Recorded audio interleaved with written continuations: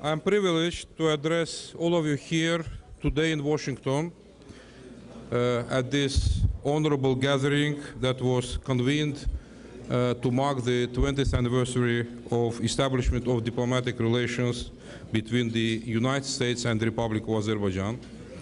I would like to take this opportunity to thank the organizers and sponsors of this event who brought together US and Azerbaijani officials, members of the US Congress and National Assembly of Azerbaijan, as well as representatives of academia and businesses from both countries. Ladies and gentlemen, it has been a long journey for Azerbaijan these past 20 years. As it was already told during the morning session of the convention, in October 1991, we restored our independence, which followed by the fall of the Soviet Union later in December the same year, moved us from behind the Iron Curtain into the forefront of regional and global affairs as an independent country. During this historically short period of time, Azerbaijan has managed to transform a country that was politically on the brink of a civil war and fragmentation, and economically was weak and impoverished, into a stable democracy with financially strong and dynamically developing economy. Let me briefly highlight some of the major achievements in this challenging process. Thanks to able leadership and resolve of late President Heydar Aliyev back in 1994, we stopped political instability and chaos, embarked on thorny path of political and economic reforms, and despite enormous external pressures, managed to sign historic contracts to unlock the energy potential of the Caspian region. Mention should also be made of the enormously difficult starting conditions that Azerbaijan has been facing since that time. That is, occupation of 20% of Azerbaijan's territories by neighboring Armenia and the resulting displacement of millions of refugees. Our economic performance up to date has been impressive. By 1997, we managed to halt almost 10 years of continuous economic decline, and thereafter demonstrated on average above 10% real economic growth per annum. President Ilham Aliyev's investment-led, accelerated economic development strategy has yielded far notable results. In the past 8 years, the economy of Azerbaijan has tripled, the poverty rate in the country was reduced more than sixfold, while net international reserves of the country increased tenfold. Today, Azerbaijan accounts for more than 70% of GDP in the South Caucasus. Amidst the global sovereign debt crisis, Azerbaijan's international credit ratings kept improving to reach investment grade from all major global international rating agencies such as Standard & Poor's, Moody's, and Fitch. Our performance on social indicators has also been notable.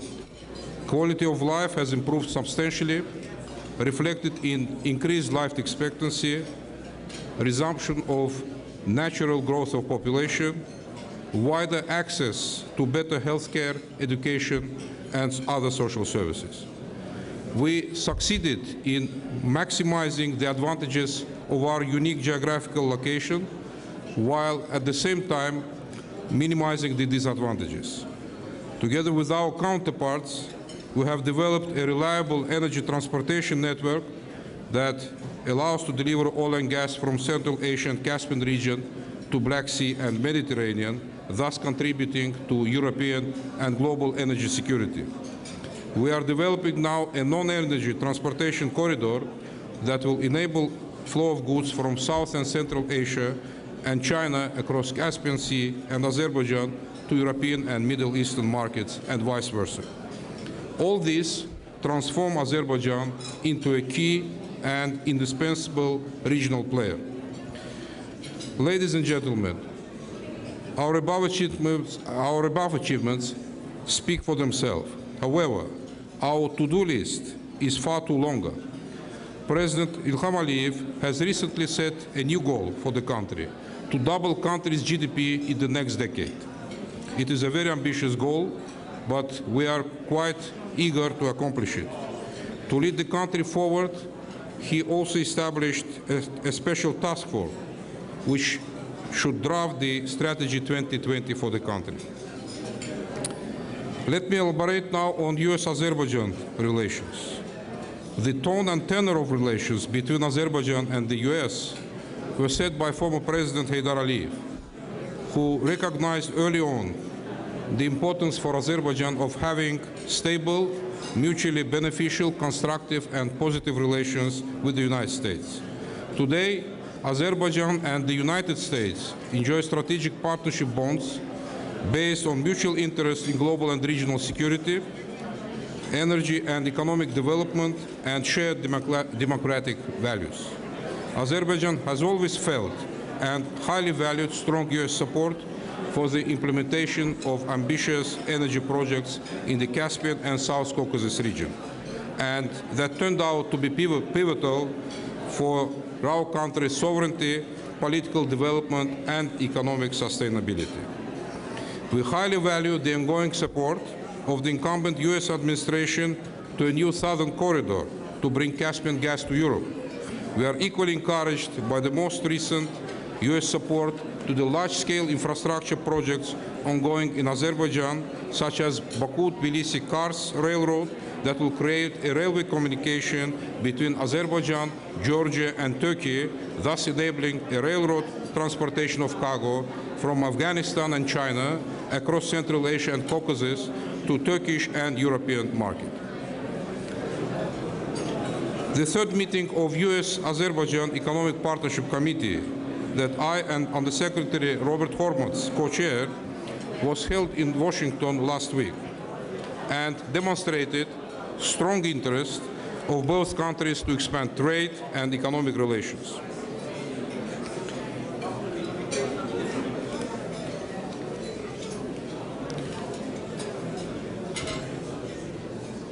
Ladies and gentlemen, after 20 years, the knowledge among US general public about Azerbaijan is bigger.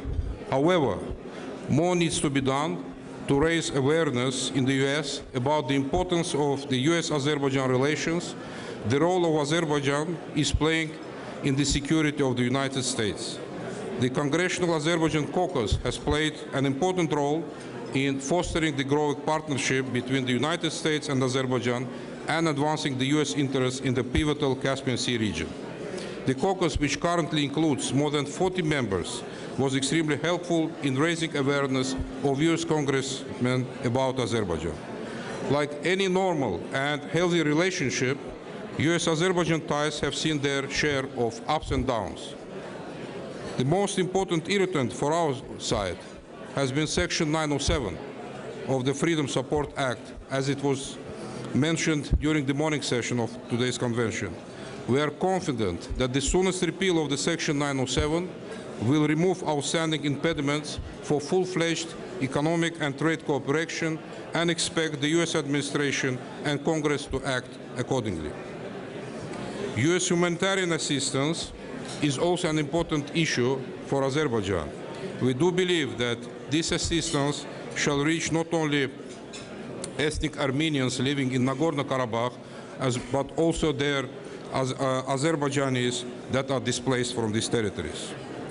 Looking into the future, I believe that there is a strong unutilized potential for further development of partnership between Baku and Washington. I am confident that the impressive panel of speakers in the morning session today and in the afternoon session after this lunch one will contribute to exploring the opportunities and overcoming the obstacles therefore. I am equally confident that we should not concentrate on what could separate us, but rather build on what would bring us genuinely closer. In conclusion, may I wish the participants of today's convention every success in their deliberations, and once again thank the organizers for their excellent arrangements. Thank you and enjoy the rest of the luncheon.